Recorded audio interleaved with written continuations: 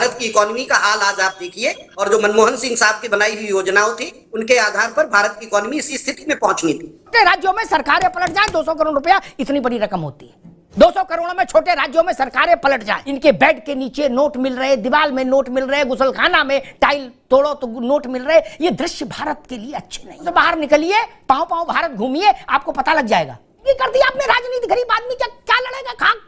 दोस्तों स्वागत है द भारत डिबेट शो पे। दोस्तों आज का डिबेट कांग्रेस प्रवक्ता और अमिताभ बच्चन के बीच में होने वाला है। आज का डिबेट काफ़ी शानदार होने वाला है, इसलिए आप लोग हल्का सा भी बोर नहीं होंगे। चलिए आज का डिबेट में कांग्रेस के प्रवक्ता को अमिताभ बच्चन ने किस तरह से धोया है, सो आप लोग डिबेट को खुद से देखिए।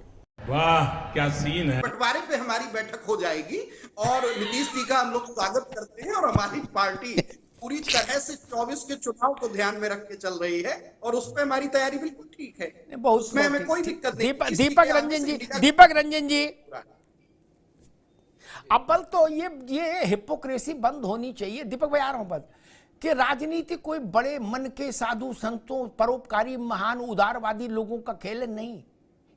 निहायत छोटे मन के लोग, अपने लोभ लालच के लिए संघर्ष करते लोग, अपनी अतृप्त महत्वाकांक्षाओं के लिए आपस में झगड़ते लोगों का खेल है राजनीति। मित्र ये बड़ी अच्छी बात कही। हम भी 35 साल से यही देख रहे हैं। सिर हिलाओ और चाहे हाथ हिलाओ, उससे कोई फर्क नहीं पड़ता। मैं 10 उदाहरण दे दूंगा अभी, उनसे चेहरा खराब हो जाएंगे सबके। रोज आते हैं इस उम्मीद पे आज जीतेंगे, कल जीतेंगे, परसों जीतेंगे, रोज हारते हैं।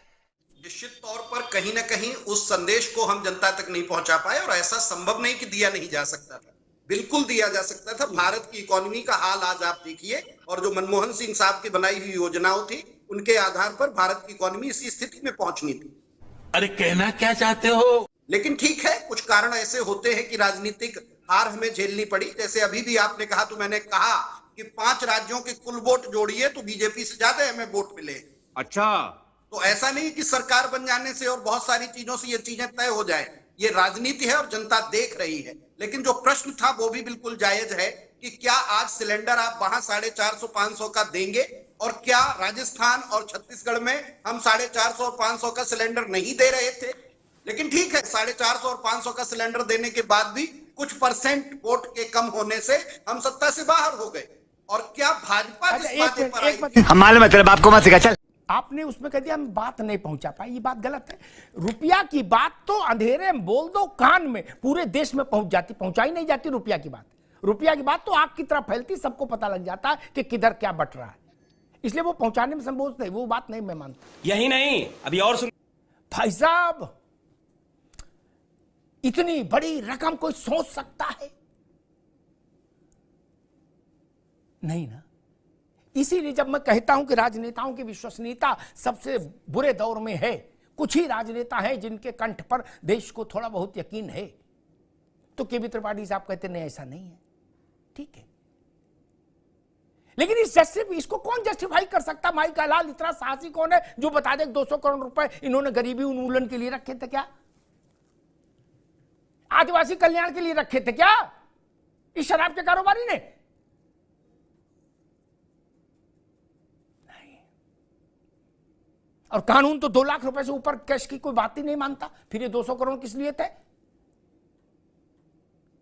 ये जो भी लोग राजनीति में हैं, ये उन सब के लिए साझे शर्म की बात है। चाहे कन्नौज में पैसा निकले और चाहे निकले उड़ीसा में। ये सब क्या देखना पड़ रहा है? अच्छा है मैं अंधा हूं। ये नौकरशाह, ये राजनेता, इनके बेड के नीचे नोट मिल रहे, दीवार में नोट मिल रहे, गुसलखाना में टाइल तोड़ो तो नोट मिल रहे। ये दृश्य भारत के लिए अच्छे नहीं मित्र। 75 साल की आजादी के बाद भी भारत की बड़ी आबादी अभी गरीब है। के तिवारी जी तो नहीं कहा, महानगरों से बाहर निकलिए, पांव पांव भारत घूमिए, आपको पता लग जाएगा। मजा आया। उनसे आप बता दीजिए कि 200 करोड़ मिले, हो सकता कई लोग बेहोश हो जाएं सुन के, इतना पैसा। ये तरीका ठीक नहीं, इस पर चिंतन होना चाहिए और लगाम लगनी चाहिए। राजनीति इतनी महंगी क्यों हो? इतनी महंगी कर दी आपने राजनीति, गरीब आदमी क्या लड़ेगा खाक। ये विधायक खरीदने के लिए पैसा रखते थे क्या? कंट्रोल। 200 करोड़ में छोटे राज्यों में सरकारें पलट जाए, गलत तो नहीं कर रखे त्रिपाठी जी? अब ये बात है कि ऐसा मत कहना कि नहीं भारत में कहते पैसा नहीं चलता, ये मत कह दीजिएगा। छोटे राज्यों में सरकारें पलट जाए 200 करोड़ रुपया इतनी बड़ी रकम होती है। मरना तेरे को डर नहीं लगता। दोस्तों अगर डिबेट पसंद आए तो डिबेट को लाइक कीजिए और चैनल पे नए हैं तो सब्सक्राइब कर लीजिए। और साथ में दोस्तों आप लोग डिबेट कमेंट बॉक्स में जरूर कमेंट करके बताएं कि डिबेट वीडियो कैसी लगी। और चलिए मिलते हैं कोई नई डिबेट में, तब तक के लिए जय हिंद, जय भारत, वंदे मातरम।